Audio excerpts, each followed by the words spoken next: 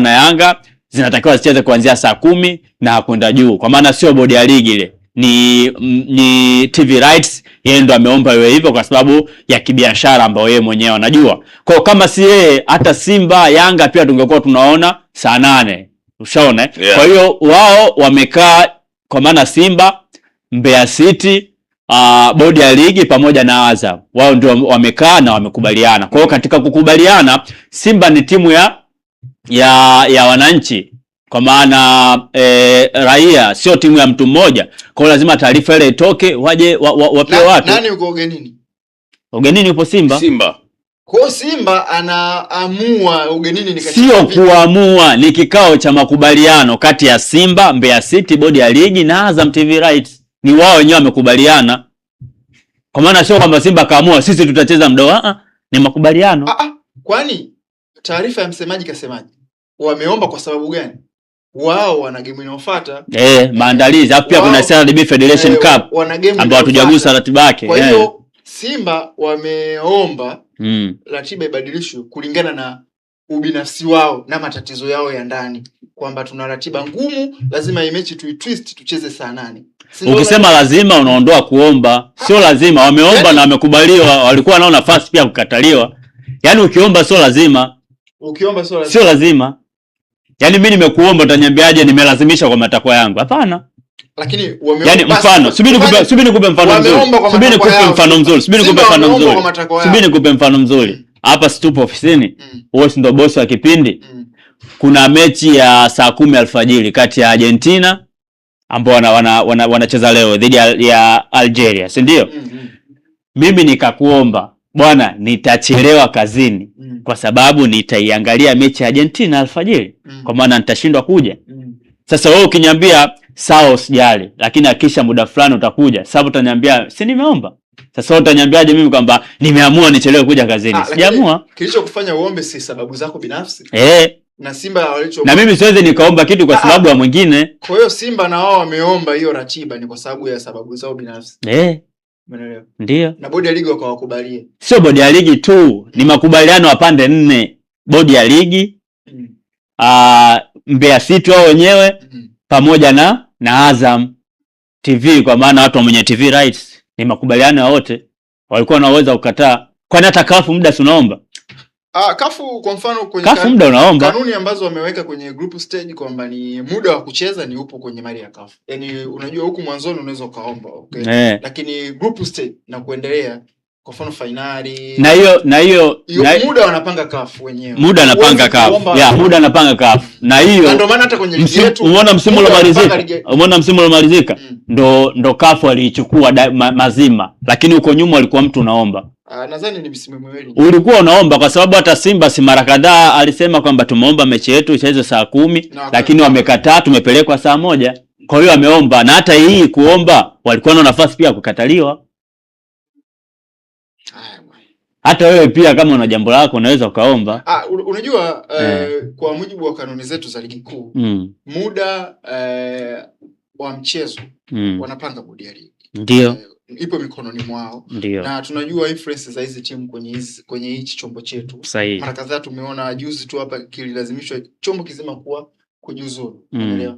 Kwa hiyo huwezi kukataa influence ya hivi vilabu. Na ndio maana nimekuuliza kwamba Simba waliomba kubadilishiwa muda kulingana na matatizo yao binafsi, ukaniambia ndio.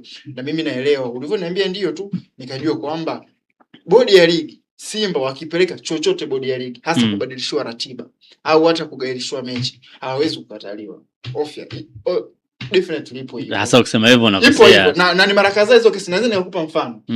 Kwenye mechi za kimataifa huko nyuma, Simba walikuwa wanaomba muda kwamba game yetu ipelekwe mbele, na tumeomba na wanakubaliwa. Na ushahidi huo upo. Kwa faida, hiyo ni kwa faida ya nchi. Of course, lakini sisi ndio wameomba. Hata ungekuwa ungekatalia. Of course, kwa mujibu wa kutwist wewe ungekuwa kiongozi wa bodi ungekatalia. Ningefuata weledi. Sasa haufuati weledi kwa sababu gani? Subiria, hiyo kwa Tanzania. Twende Ligue 1. Ligue 1? Ligue 1 timu Ufaransa pamoja na Bundesliga German.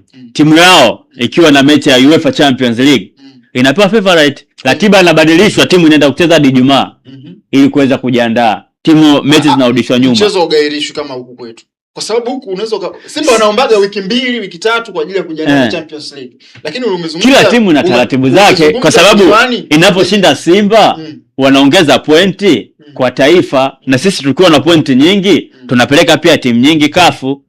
Kwa hiyo kwenye swala la kuomba kusogeza mbele kurudi nyuma, iko ni kitu ambacho kipo kina faida katika timu, kina faida katika nchi. Sawa, faida, lakini kuna athiri mashindano kwa ujumla. Sawa, kuna faida lakini kuna hasara pia.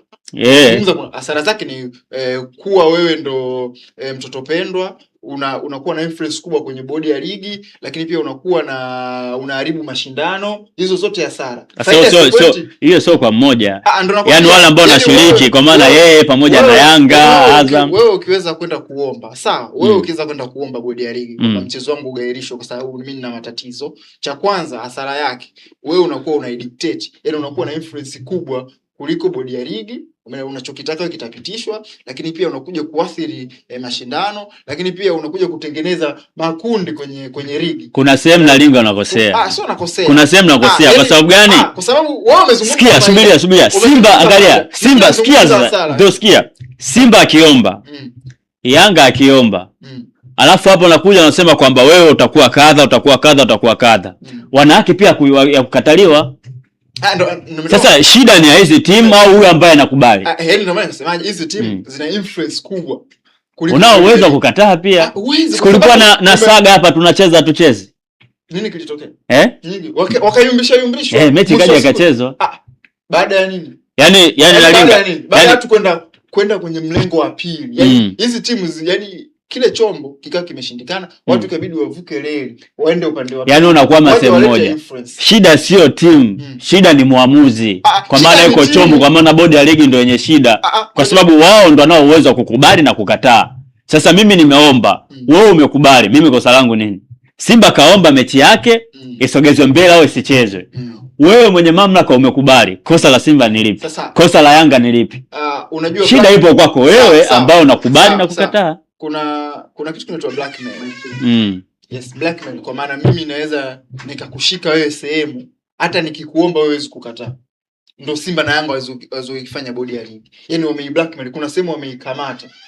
Kitu ambacho sio sawa. Basi bodi ya ligi ivunjwe. Ivunjwe. Yaani sio ivunjwe, ni Simba na Yanga kubadilika. Sio badilike vipi? Ni kubadilika, kutoa influence yao kwenye bodi ya ligi moja kwa moja. Yaani watoe influence, waiachie iwe huru ile bodi. Yaani wakae pembeni. Yaani shida ya baba anaambia mtoto abadilike kweli? Sawa, mimi nafikiri muda wetu pia si rafiki, tuweke nukta hapo kwenye habari za michezo na burudani za hapa nyumbani.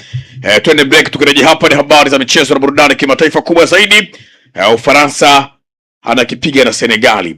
Tarehe 14 mnyama anarejea tena uwanjani dhidi ya Pamba Jiji Football Club. Vijana wako katika hali nzuri. Tumerejea kambini tangu tarehe 1 ya mwezi huu wa 6. Leo ni siku ya 11. Vijana wapo katika hali nzuri kweli kweli. Siku 11 nzuri za kutengeneza fitness, za kutengeneza mipango ya kiufundi na za kuboresha kweli kweli mipango kuelekea katika mechi ambazo zimesalia. Na jambo la kufurahisha zaidi ni kwamba nyota wetu wote wamesharejea. Wale ambao walikuwa na timu ya taifa ya Tanzania ambao walisafiri kwenda Morocco japo mechi haikuchezwa, na wao wamesharejea. Mlinda mlango Kasali ambaye alikwenda kwenye timu yake ya taifa ya Niger, naye tayari amesharejea. Kwa hiyo kikosi chetu chote kiko full kamili hapa kamili gado, na wachezaji wetu wote wapo katika hali nzuri. Jambo la kumshukuru Jalla Jalali ni kwamba hakuna mchezaji hata mmoja anayeumwa hata mafua. Hii ni kusema ya kwamba tunakwenda kwenye mechi yetu ya Jumapili dhidi ya Pamba Jiji tukiwa tumekamilika kwa 100%. KMC pale viingilio vyake ni viko fixed. Kama supermarket huwezi kwenda kupa gain. Ni 10,000 kwa mzunguko na 20,000 kwa VIP. Na nichukue nafasi hii kualika mashabiki wa Simba. Siku nyingi hatujaiona Simba yetu, na siku nyingi hatujaonana. Kuna wimbo wetu mmoja unaimbwa, afadhali wana Simba tumeonana.